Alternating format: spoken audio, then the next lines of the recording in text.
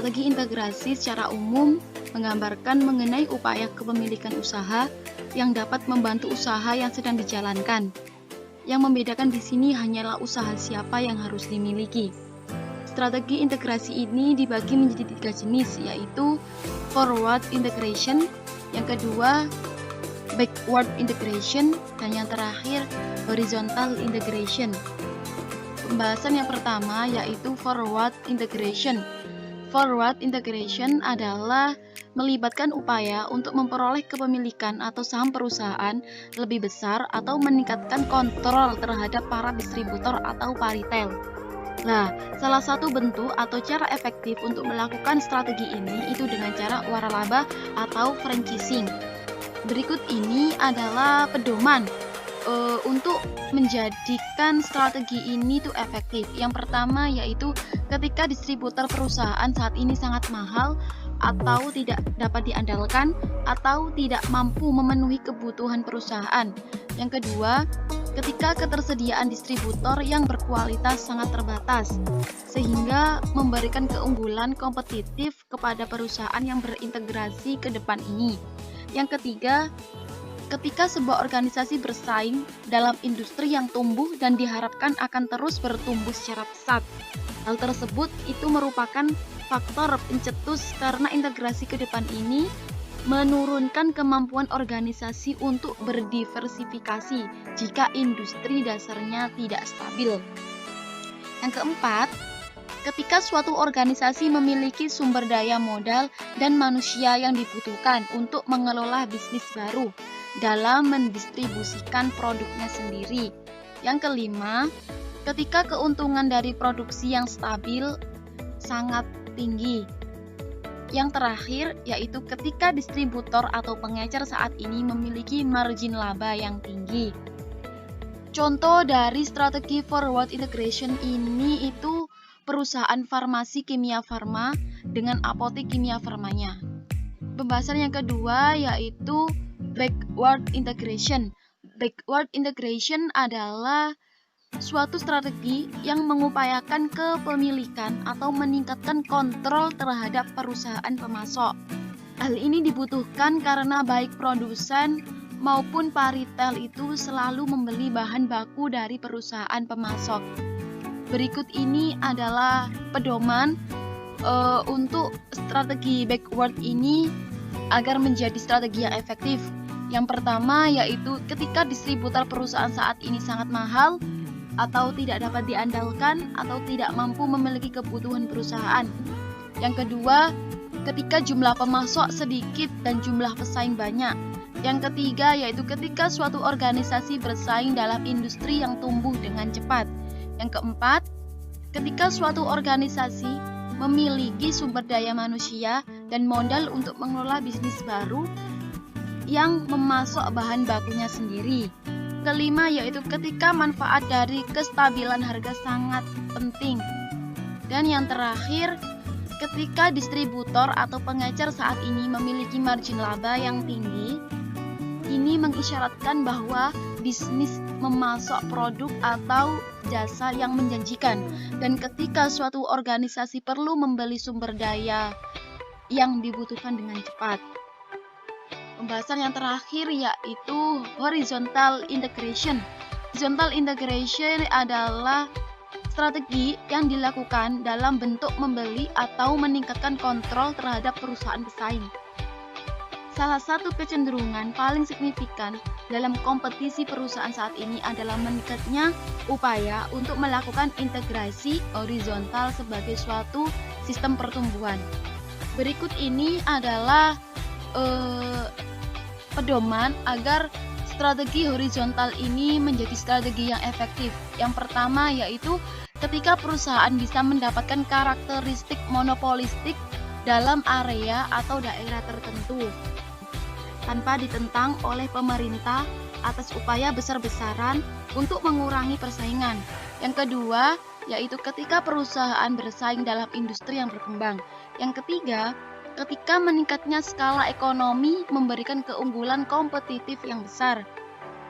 Yang keempat yaitu ketika perusahaan memiliki talenta manusia dan modal yang dibutuhkan untuk mengelola organisasi yang berkembang dengan sukses. Yang terakhir, yaitu ketika pesaing kebingungan karena kurangnya keahlian atau memiliki kebutuhan atas sumber daya tertentu yang dimiliki oleh perusahaan. Contohnya dari strategi horizontal ini yaitu ketika toko obat Guardian itu membeli Shopin atau Indofood membeli Supermi kayak gitu. Materi yang selanjutnya yaitu tentang strategi intensif. Strategi ini disebut sebagai strategi intensif karena mensyaratkan berbagai upaya yang intensif untuk meningkatkan posisi kompetitif perusahaan yang dengan produk yang ada. Kelompok ini meliputi 3 strategi, yaitu yang pertama strategi penetrasi pasar. Strategi ini dijalankan untuk meningkatkan market share dari produk yang ada saat ini pada pasar yang ada saat ini melalui usaha-usaha pemasaran yang lebih gencar. Efektivitas strategi penetrasi pasar tergantung pada beberapa faktor, yaitu yang pertama pasar belum jenuh, kedua tingkat pemakaian pelanggan saat ini dapat ditingkatkan secara signifikan, yang ketiga market share pesaing turun tetapi penjualan industri naik, yang keempat kenaikan skala ekonomi berdampak pada keunggulan kompetitif, yang kelima ada korelasi positif signifikan antara kenaikan penjualan dengan kenaikan biaya pemasaran. Yang kedua yaitu strategi pengembangan pasar. Memperkenalkan produk yang ada saat ini pada pasar baru. Strategi pengembangan pasar ke new market ini dijalankan dengan memperluas area geografi baru, menambah segmen baru, mengubah dari bukan pemakai menjadi pemakai, menarik pelanggannya pesaing. Pedoman dalam menerapkan integrasi horizontal menjadi strategi yang efektif adalah yang pertama, saluran distribusi baru lebih andal, murah, dan berkualitas tinggi. Yang kedua, pasar belum jenuh. Yang ketiga, ada kelebihan kapasitas produksi. Yang keempat, industri dasar menjadi global secara cepat. Yang ketiga yaitu strategi pengembangan produk. Strategi ini merupakan strategi yang dijalankan untuk menaikkan penjualan dengan memperbaiki atau memodifikasi produk yang ada saat ini. Pedoman dalam menerapkan integrasi horizontal menjadi strategi yang efektif adalah yang pertama, produk berada pada tahap kedewasaan dari daur hidup produk. Industri dicirikan oleh pengembangan teknologi yang cepat.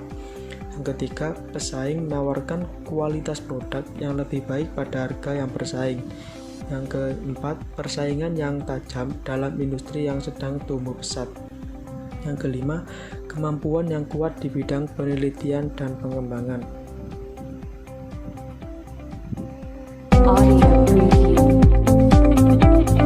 Selanjutnya, strategi diversifikasi. Strategi diversifikasi adalah sebuah perluasan atau penambahan barang atau jasa untuk meningkatkan sebuah profitabilitas perusahaan dengan melalui peningkatan volume penjualan dengan bentuk produk baru dan pasar baru.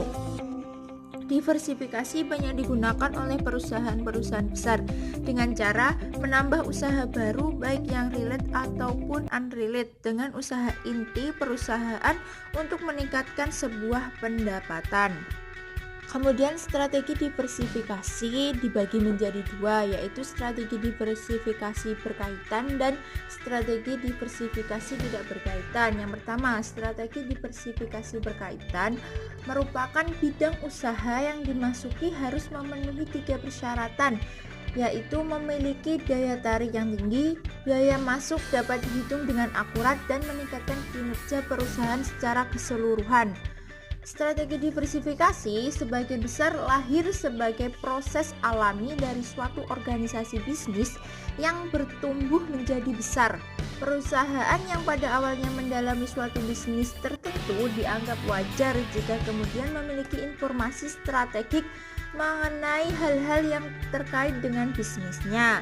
Diversifikasi usaha berkaitan merupakan usaha perusahaan ke dalam suatu bisnis lain yang masih mempunyai hubungan erat dengan bisnis sebelumnya, sehingga dapat dikembangkan strategi bisnis yang saling berkesesuaian antara setiap bisnis tersebut.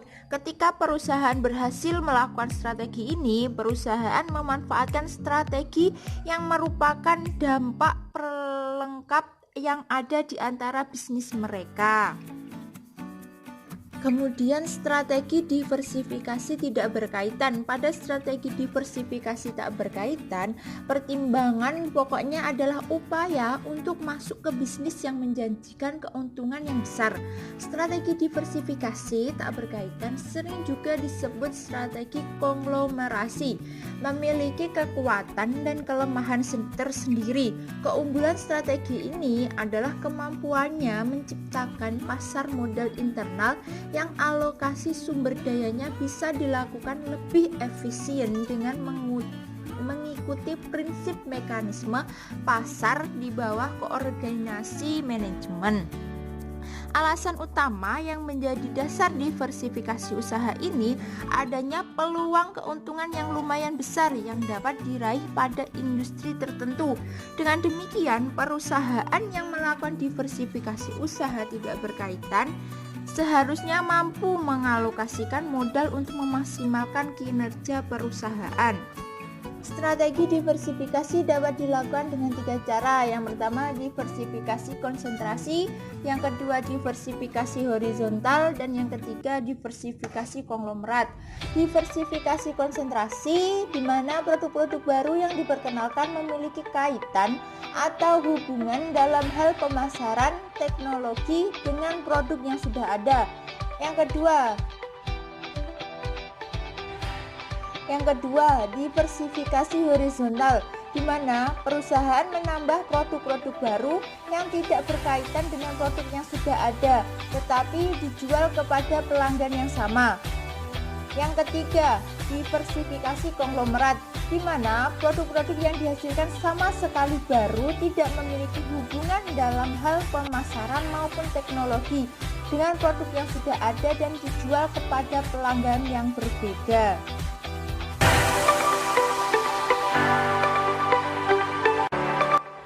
Selanjutnya, strategi defensif. Strategi defensif merupakan jenis strategi di mana kondisi perusahaan sedang mengalami penurunan sehingga harus melakukan penataan kembali melalui penghematan biaya dan aset untuk meningkatkan kembali penjualan dan laba yang sedang menurun. Strategi ini dimaksudkan agar perusahaan melakukan tindakan-tindakan penyelamatan agar terlepas dari kerugian yang lebih besar yang pada ujung-ujungnya adalah kebangkrutan.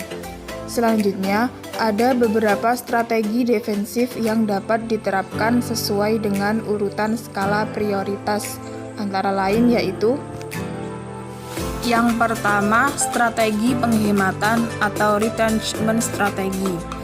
Penghematan atau retrenchment merupakan mengelompokkan ulang melalui pengurangan biaya dan aset terhadap penurunan penjualan dan laba. Selanjutnya, ada beberapa pedoman dalam menerapkan strategi penghematan agar dapat menjadi sebuah strategi yang efektif.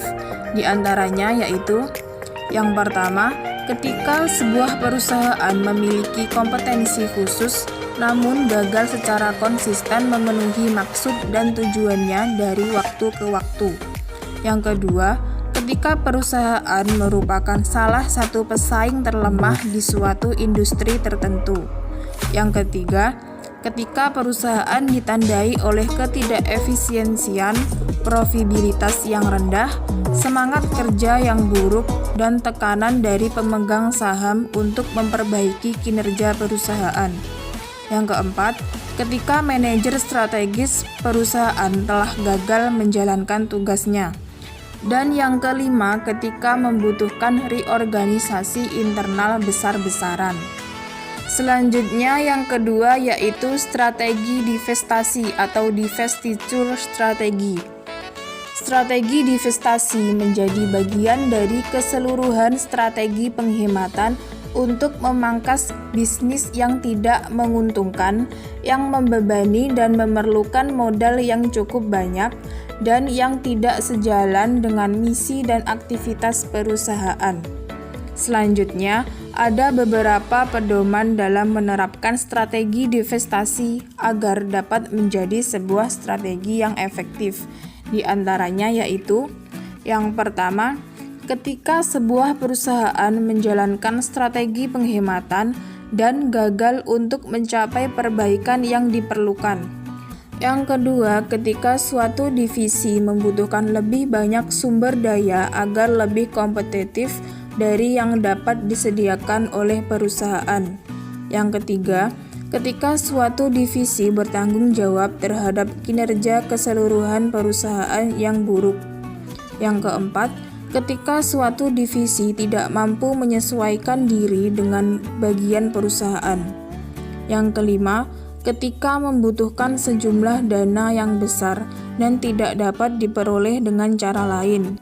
Dan yang keenam, ketika tindakan antitrust pemerintah mengancam sebuah perusahaan. Selanjutnya, yang ketiga, strategi likuidasi atau liquidation strategy. Likuidasi adalah menjual seluruh aset perusahaan secara terpisah untuk kekayaan berwujudnya.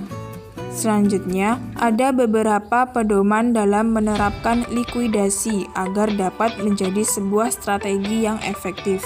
Di antaranya yaitu, yang pertama, ketika sebuah perusahaan sudah menjalankan strategi penghematan dan strategi divestasi, namun tidak satupun yang berhasil. Yang kedua, ketika satu-satunya alternatif suatu perusahaan adalah menyatakan diri bangkrut. Sebuah perusahaan dapat secara legal menyatakan dirinya bangkrut dan kemudian melikuidasi divisi-divisinya untuk memperoleh modal yang diperlukan. Dan yang terakhir, ketika pemegang saham perusahaan dapat menimbulkan kerugian mereka dengan menjual aset perusahaan. Demikian penjelasan dari kelompok 4. Apabila ada yang kurang jelas, dapat ditanyakan melalui forum diskusi. Sekian, kurang lebihnya mohon maaf. Terima kasih. Wassalamualaikum warahmatullahi wabarakatuh.